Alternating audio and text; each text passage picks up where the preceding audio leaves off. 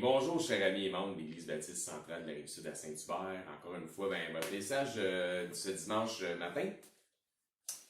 Encore une fois, là, on regarde pour toujours une cible pour la fin juin pour les rassemblements à l'Église, toujours avec des mesures. On a commencé à prendre les devants là-dessus, à voir là, les choses nécessaires pour pouvoir avoir des mesures qui vont entre autres, nous protéger et ou en même temps, définitivement, s'aligner avec ce que les autorités proposent. S'il y a changement, on vous laissera savoir. Mais présentement, la cible, c'est fin juin. Est-ce que ça va s'étendre jusqu'au mois de juillet? Dieu seul le sait pour l'instant, pour ce qui est de ça. Donc, le message que je vais vous apporter ce matin, si on a fait, 2 mois de confinement, je fais le calcul, c'est à peu près un message que j'ai fait il y a 4 mois de ça. C'est comme ça souvent que je vais préparer mes messages d'avance. Et on trouve étonnamment, pour le témoignage à certains dans l'Assemblée, que les messages qui sont faits des mois d'avance, mais quand ils sont prêchés, c'est comme s'ils tombaient à pic pour certains événements. Donc maintenant, c'est sûr que la synergie étant différente, parce qu'on n'a pas de rassemblement comme à l'habituel, mais c'est quand même un message qui va être, un enseignement qui va être édifiant, définitivement, selon ce que moi j'en considère. Et aussi, j'aimerais qu'on garde en prière notre frère Tommy qui a commencé ses traitements de chimio. Donc, j'avise de ça pour peut-être que c'est pas tout le monde qui était au courant. Donc, priez pour Tommy et une bonne pensée pour lui, puis gardez-le en prière. Il va passer un moment difficile. Mais au moins, la médecine est là pour lui rendre service dans ce sens. Le message s'intitule Amour fraternel. Donc, et on commençait à lire les Écritures à partir, pour introduire le message dans Lévitique, au chapitre 19, au verset 1 et 2. Et ensuite, on va sauter au verset 17 et 18. Et ça dit là, dans Lévitique 19, verset 1, l'Éternel parla à Moïse et dit, verset 2, parle à toute l'assemblée des enfants d'Israël et tu leur diras, soyez saints, car je suis saint, moi, l'Éternel, votre Dieu. Verset 17, tu ne haïras point ton frère dans ton cœur, tu auras soin de reprendre ton prochain, mais tu ne te chargeras point d'un péché à cause de lui. Verset 18, tu ne te vengeras point, et tu ne garderas point de rancune contre les enfants de ton peuple. Tu aimeras ton prochain comme toi-même, je suis l'Éternel. L'Éternel, le grand Dieu saint, 3 fois saint, comme on a vu dans la dernière étude concernant les anges, où les chérubins disaient Saint, Saint, Saint est l'Éternel des armées. Donc le Dieu 3 fois saint souhaite que nous soyons, nous aussi, saints comme lui est saint. Puis, il y a plusieurs recommandations qui tendent vers la sainteté qui sont mentionnées dans ce texte-là, telles que être honnête, par exemple, prendre soin des pauvres. Donc, si on lit tout le texte, donc nous autres, on a lu le verset 1 et le verset 2, on a sauté 17 et 18, mais si on lit tout le texte, ça parle de ça, d'être honnête, prendre soin des pauvres, etc. Donc, il y a plein de choses qui tendent à la sainteté dans ce texte complet. Mais particulièrement celle-ci, il souhaite clairement que nous ayons une proximité fraternelle. Et pour ça, ça reflète la sainteté de Dieu. Donc, une proximité fraternelle. Lévitique 19, verset 17, tu ne haïras point ton frère dans ton cœur, tu auras soin de reprendre ton prochain, mais tu ne te chargeras point d'un péché à cause de lui. Si Dieu nous dit de ne pas haïr son frère, il nous recommande donc clairement d'aimer nos frères. Pour ne pas les haïr, il faut que tu les aimes. Puisqu'il nous dit ensuite au verset 18, tu ne te vengeras point et tu ne garderas point de rancune contre les enfants de ton peuple. Et voici, tu aimeras ton prochain comme toi-même. Je suis l'Éternel. Tu aimeras ton prochain comme toi-même, pas tu aimeras ton frère, puis simplement tu aimeras ton prochain. Non, non, non. Mais comme toi-même. Il faut saisir le sens de ce que ça veut dire d'aimer notre prochain comme soi-même. C'est énorme. Donc ça, c'est important, c'est quelque chose qui est important à saisir. Ton prochain, ça peut être n'importe qui, hein? Puis Jésus avait fait ça clair aussi à un certain moment donné, puis avec, exemple, la parabole qu'on appelle la parabole du bon samaritain. Donc, ton prochain, ça peut être n'importe qui, croyant ou non. Imagine si c'est ton frère, donc un croyant. Donc, faut que tu imagines comment, si tu dois aimer ton prochain comme toi-même, quand c'est ton frère, est-ce que tu dois l'aimer encore plus? Est-ce qu'il doit y avoir quelque chose qui est encore plus significatif? Donc, un croyant qui serait ton frère, comment plus nous devrions, je dirais, aimer avoir de l'amour les uns envers les autres? Si on doit aimer notre prochain, qui n'est pas nécessairement notre frère, comme nous-mêmes.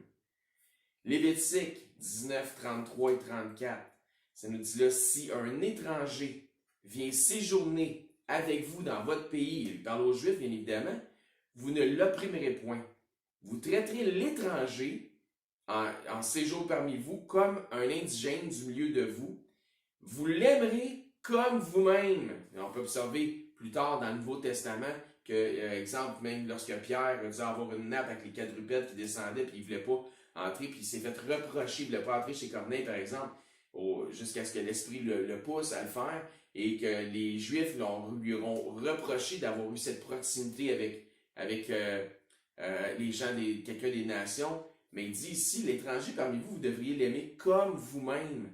Je pense que c'est un petit peu, peut-être un message qu'il n'avait pas saisi ou compris à plein sens, et Dieu a dû se révéler davantage à travers le Nouveau Testament pour qu'ils comprennent où ce qu'il voulait aller avec ça. Donc, car vous avez été étrangers dans le pays d'Égypte, je suis l'Éternel votre Dieu. Je relis ça. Donc, verset 34 de Lévitique 19, vous traiterez l'étranger en séjour parmi vous, comme un indigène du milieu de vous, vous l'aimerez comme vous-même. Car vous avez été étrangers, et c'est là ce qu'il fallait que les autres se souviennent, car vous avez été étrangers dans le pays d'Égypte, je suis l'Éternel votre Dieu.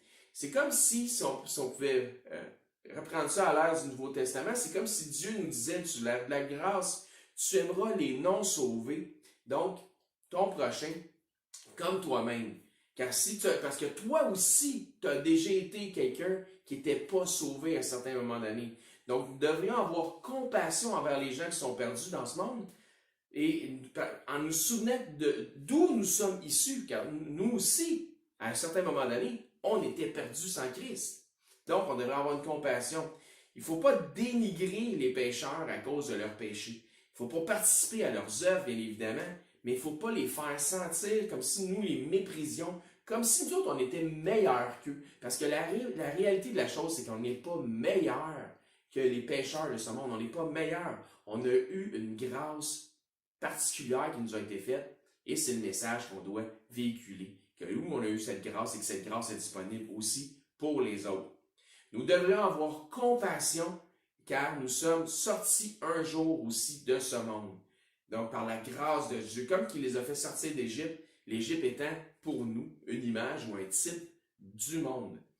Jean 15 au verset 18 et 19, ça dit « Si le monde vous hait », donc, exemple, ce que je vous disais, c'est l'Égypte est un type du monde. Donc, si le monde vous hait, sachez qu'il m'a haï avant vous. Si vous étiez du monde, ce que je vous disais, le monde aimerait ce qui est à lui. Mais parce que vous n'êtes pas du monde et que je vous ai choisi du milieu du monde, à cause de cela, le monde vous hait. Donc, qu'est-ce que je disais un peu plus tôt? C'est nous sommes dans ce monde, mais nous ne sommes pas de ce monde parce que Christ nous a sortis de ce monde. Donc, regardez bien ici la proximité de contexte entre ce passage et le texte que nous avons lu en ouverture dans Lévitique. Nous venons de lire le verset 18-19 de Jean 15, mais lisons 17. On a lu 18-19, lisons maintenant le verset 17. Ça dit « Ce que je vous commande, c'est de vous aimer les uns les autres. » Donc, ce n'est pas une suggestion. Ce n'est pas ce que je vous suggère, ce que je vous propose. Non, non, non. C'est ce que je vous commande. Jésus, dans l'ère du Nouveau Testament, on dit qu'on n'est pas sous la loi, mais on a quand même une loi, semble-t-il, qu'on doit suivre. Parce que Jésus nous a commandé de nous aimer les uns les autres. Mais donc c'est pas une suggestion, comme je le disais, c'est un commandement de la part de celui qui nous a offert la vie éternelle. Nous nous devons de nous aimer les uns les autres. Nous devons nous témoigner cet amour.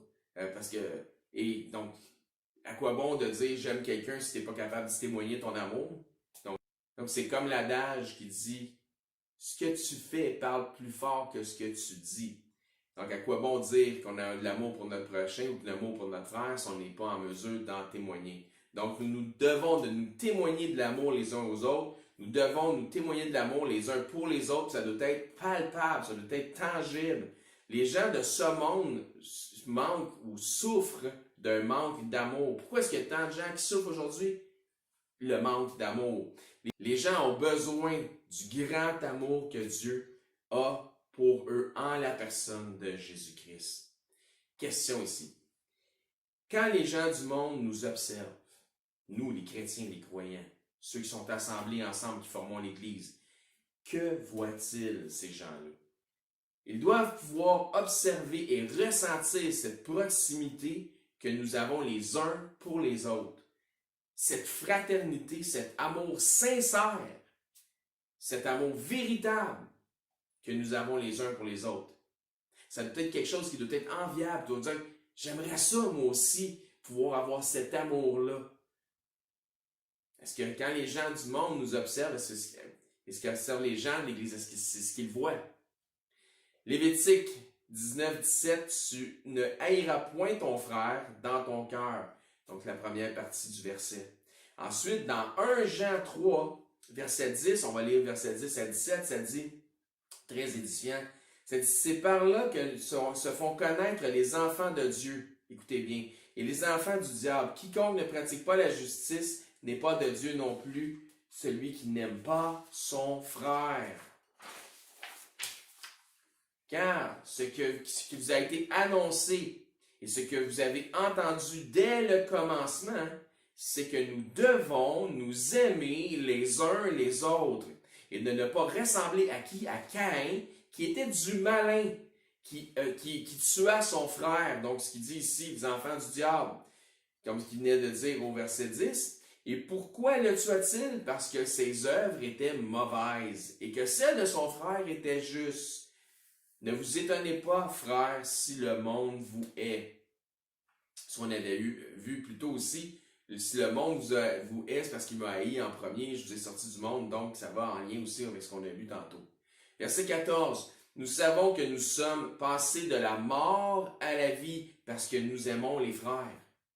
Nous savons que nous sommes passés de la mort à la vie parce que nous aimons les frères. Celui qui n'aime pas demeure dans la mort. Quiconque est son frère est un meurtrier. Et vous savez qu'aucun meurtrier n'a la vie éternelle demeurant en lui. Et puis, n'oubliez pas le commandement, ça disait tu ne tueras point. C'était un commandement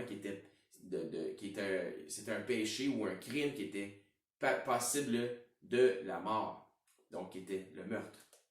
Verset 16. Nous avons connu l'amour en ce qu'il a donné sa vie pour nous.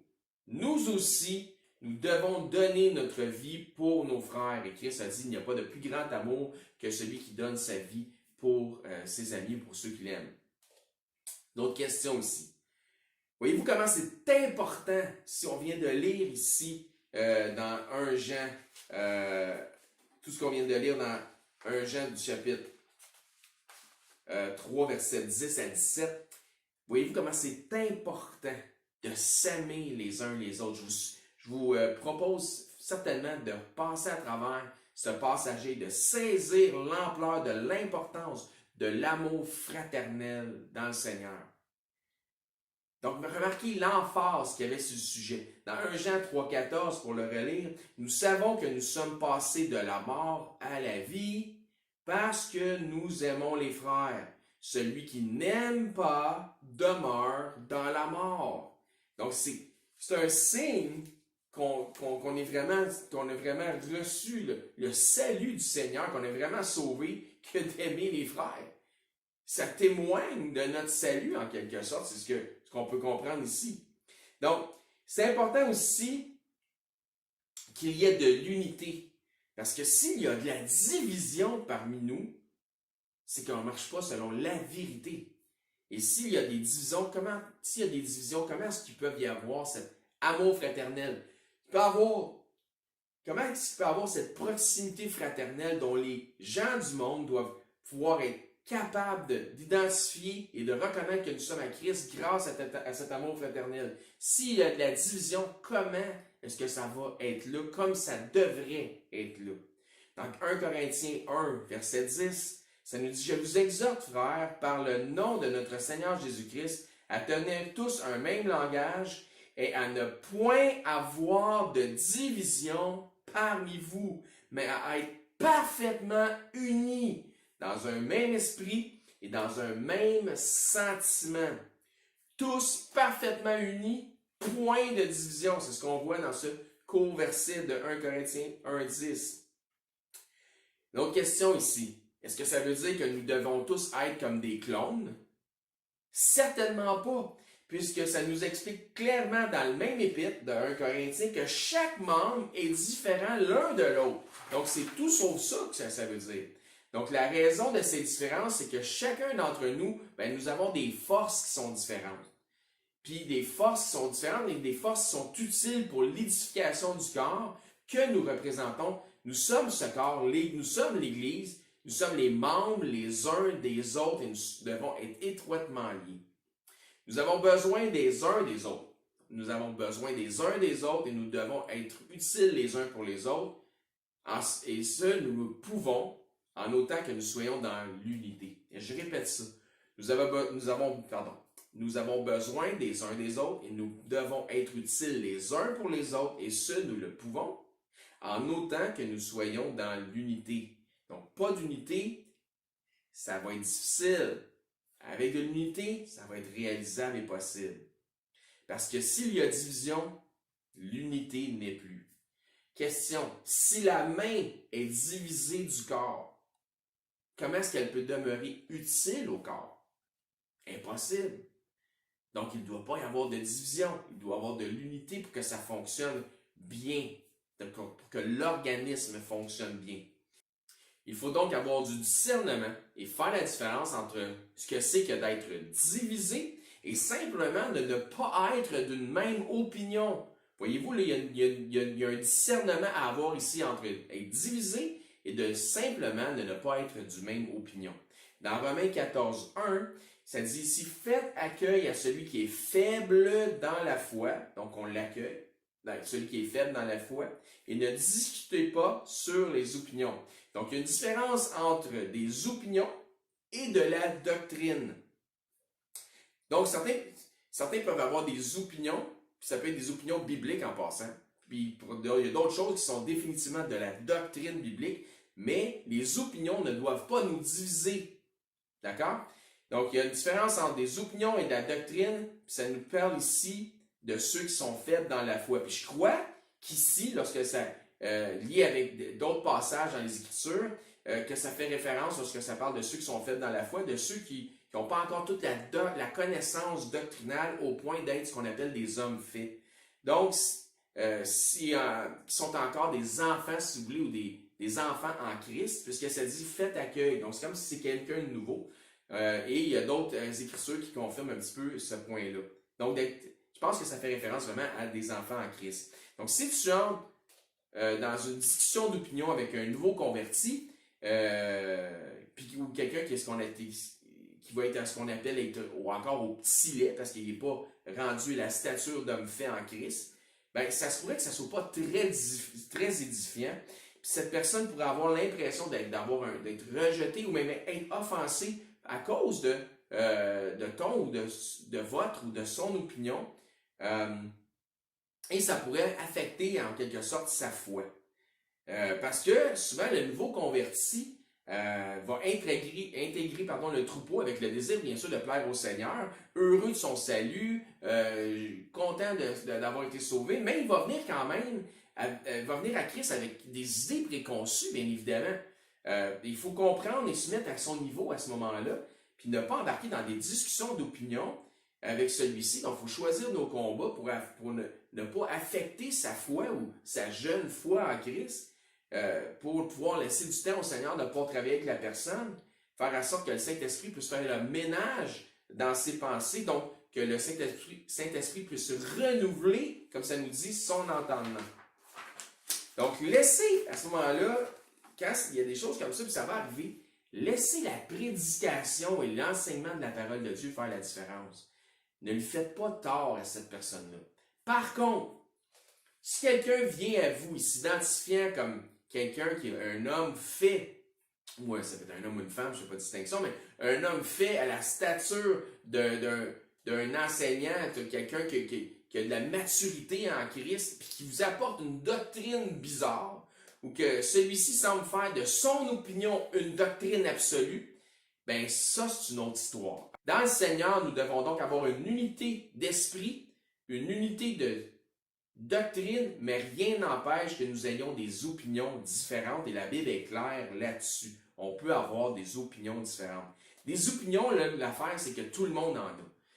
Prenez exemple par un sujet, la politique. Par exemple, tout le monde a des opinions politiques, et peut-être que vos opinions politiques diffèrent complètement des miennes, puis on est quand même dans la même assemblée, puis quand c'est le temps de passer au vote, dans la boîte là, pour déposer notre ticket de vote, mais à ce moment-là, peut-être qu'on ne vote pas non plus pour le même parti du tout. Et après, qu'est-ce que ça peut bien faire? On ne doit pas se partir une guerre interne à cause de ça, ça serait complètement ridicule d'en arriver là. On se doit de s'aimer quand même malgré nos différences d'opinion. Pourquoi est-ce qu'on se doit de s'aimer quand même malgré nos différences d'opinion? Parce que c'est un commandement, c'est une loi de Christ de le faire. Si jamais quelqu'un en position d'autorité vous dit que vous devriez toujours être en accord avec lui, sachez qu'il y a alors un grave problème dans le leadership qui est présent.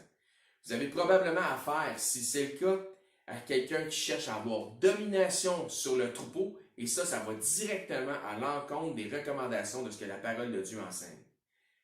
Donc, des opinions, tout le monde en a, puis il suffit seulement de s'assurer de ne pas offenser ceux qui sont faibles dans la foi par vos opinions. D'un autre côté, il faut considérer ça aussi, si vous êtes faible dans la foi ou facilement offensé, il est peut-être temps que vous maturez un petit peu en Christ dans la foi. Dans Lévitique 19-17, ça nous dit « Tu ne haïras point ton frère dans ton cœur, tu auras soin de reprendre ton prochain, mais tu ne te chargeras point d'un péché à cause de lui. Tu ne haïras point, tu auras soin de le reprendre, que ça nous dit. » Question ici, si tu ne peux haïr, mais que tu peux et dois reprendre.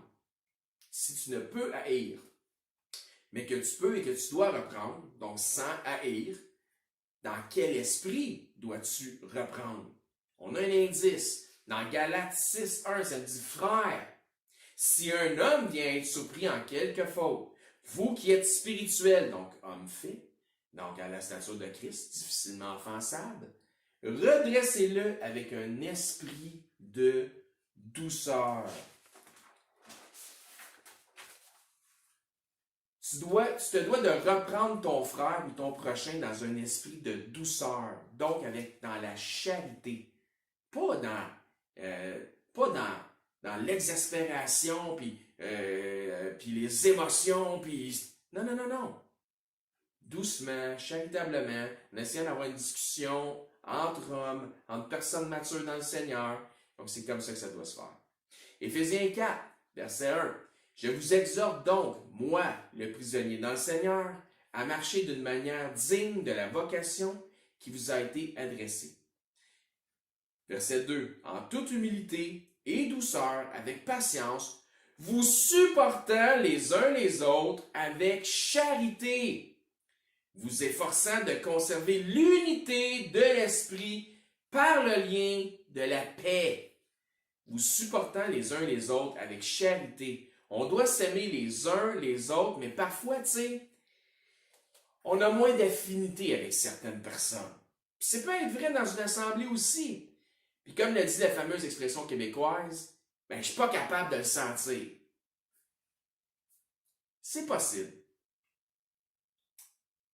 Ce qui veut dire que la personne nous est personnellement, en quelque sorte, insupportable. Question ici. Qu'est-ce que ça prend pour nous supporter les uns les autres? Éphésiens 4, verset 2. En toute humilité et douceur, avec patience, vous supportant les autres, les uns les autres, avec charité. Ça prend l'amour. Vous efforçant de conserver l'unité de l'esprit par le lien de la paix. Donc, ça prend de l'humilité, de la douceur, de la patience, de la charité, puis d'avoir le désir d'être en paix, d'être en unité. Ça nous dit aussi, vous efforçant, donc, il faut faire un effort, si le besoin est, pour conserver cette unité. C'est pas nécessairement que ça va être facile, mais c'est faisable et c'est réalisable. Faire un effort pour conserver l'esprit d'unité par le lien de quoi que ça nous dit ici? Ah, le lien des discussions d'opinion. Non, non, non. Le lien des offenses mutuelles. Ouais, ça, c'est ça que ça dit ici. Non, non, non, non, non. Ça dit par le lien de la paix. C'est ça que ça nous dit. Dans Luc 6, verset 31, ça nous dit là, je vais avoir quelques versets, je vais vous lire dans certaines parties des Écritures. Donc, Luc, je vais défiler ça. Luc 6, 31, ça nous dit « Ce que vous voulez que les hommes fassent pour vous, faites-le de même pour eux. » Verset 32, « Si vous aimez ceux qui vous aiment, quel gré vous en saura-t-on? Les pécheurs aussi aiment ceux qui les aiment. » Donc, quand il fait référence aux pécheurs, il ne fait certainement pas référence aux saints. Donc, il n'y a pas de mérite à aimer ceux qui sont naturellement aimables. Ça va en lien avec « tu aimeras ton prochain comme toi-même ». Ce n'est pas nécessairement qu'il mérite cet amour-là, mais tu dois le faire quand même parce que c'est ce que le Seigneur nous dit de faire.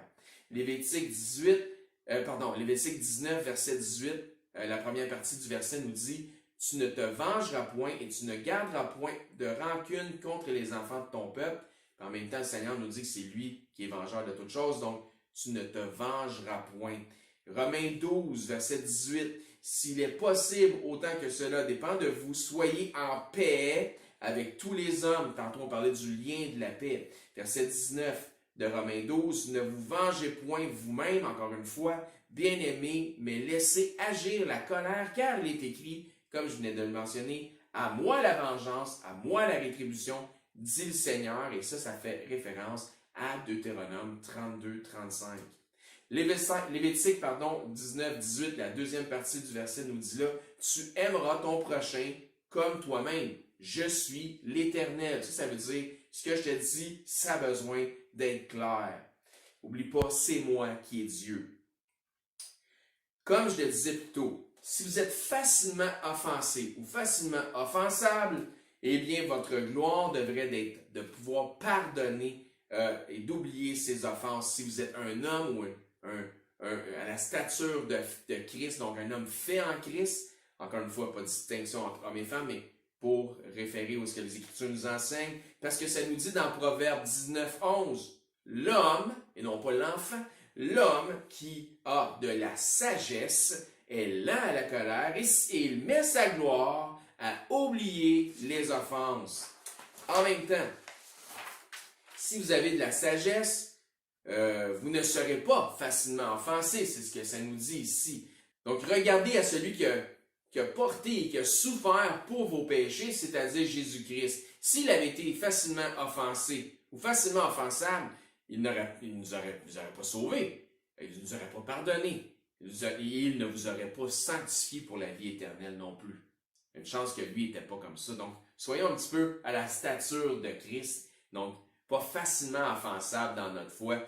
En passant, si vous n'avez jamais compris ce que ça représente ou d'être sauvé, par exemple, pardonné, sanctifié et d'avoir ce pardon qui mène à la vie éternelle par l'entremise de Jésus-Christ, communiquez avec moi et je vais vous expliquer comment vous pouvez avoir l'assurance que Dieu vous aime parce que vous avez besoin de cet amour et que vous allez passer l'éternité en sa présence lorsque vos jours ici seront terminés. Donc, j'aimerais terminer avec un passage, justement, dans Jean 13, au verset 34 et 35, ça dit là, « Je vous donne un commandement nouveau. Aimez-vous les uns les autres, comme je vous ai aimé, vous aussi aimez-vous les uns les autres. À ceci, tous connaîtront que vous êtes quoi? Mes disciples. Comment? Si, conditionnel, vous avez de l'amour les uns pour les autres. » Ces deux versets-là devraient être vos passages à méditer pour la semaine. Puis aussi, 1 Jean 3 devait vraiment regarder l'importance de l'amour fraternel dans 1 Jean 3. Faites donc ça cette semaine. Je vous exhorte fortement. Je vous encourage à le faire et vous m'en donnerez des nouvelles. Donc, d'aimer notre prochain comme nous-mêmes, on passe maintenant à un commandement nouveau qui est en sorte une loi, c'est un commandement. Et celui-ci, c'est de nous aimer les uns les autres. Réfléchissez-y. Ce n'est pas à prendre à la légère, c'est très, très, très sérieux. Et j'aimerais que vous méditiez sur le sujet, encore une fois, de ce que ça représente que l'amour fraternel cette semaine et tout ce que ça peut englober. Je vous donne un indice. L'amour fraternel, bibliquement parlant, n'est pas un sentiment, ce n'est pas un feeling, mais c'est un attachement solide. Vous voulez un exemple solide d'un amour entre frères, un amour fraternel? Je vous suggère de regarder au récit de David et Jonathan aussi dans votre dévotion à partir de 1 Samuel 18. Vous allez voir un amour qui est fraternel, qui est là, qui est extrêmement fort, un très grand attachement. Donc l'amour, c'est pas un feeling, sachez en passant, mais c'est une décision. Et une décision, c'est-à-dire c'est un choix qu'on fait. Et ce choix-là est irrévocable. Jésus ne dit pas « apprenez à vous aimer », bon, comme si ça peut prendre du temps, ça peut être progressif, etc. Non, non, c'est pas ça qu'il dit. Il dit « je vous commande de vous aimer ». Ouais, mais je vous commande de vous aimer. Ouais, mais elle ou lui, je vous commande de vous aimer. C'est pas « je vous laisse le choix ». C'est pas « je vous donne une option ». C'est pas une suggestion. C'est une loi. C'est un commandement. Sous l'ère de la grâce, c'est ce qu'on appelle en fait la loi de Christ. Donc sur ce, j'espère que ce message-là a été su vous enrichir, vous édifier et que vous allez pouvoir méditer sur ces choses-là parce que ça fait vraiment toute une différence. Vraiment que l'amour des frères et sœurs dans l'assemblée, ça doit être palpable, ça doit être honnête, ça doit être sincère, ça doit être véritable. Mais c'est un commandement. C'est pas un choix qu'on a, il n'y a pas d'option. C'est ça que Dieu, dans la chair, Christ nous a commandé de faire. C'est ce que la volonté du Seigneur pour nous. Et si on n'est pas capable de suivre cette loi, imaginez si on était sous la loi. Il y en a une, s'aimer les uns les autres. Donc sur ce, je vous souhaite de passer une très très bonne semaine, que le Seigneur vous bénisse, que le Seigneur vous accompagne, les activités reprennent. Donc, soyez prudents, les amis. Soyez sages et intelligents aussi dans vos déplacements, mais que le Seigneur veille sur vous dans vos allées et venues. À la prochaine.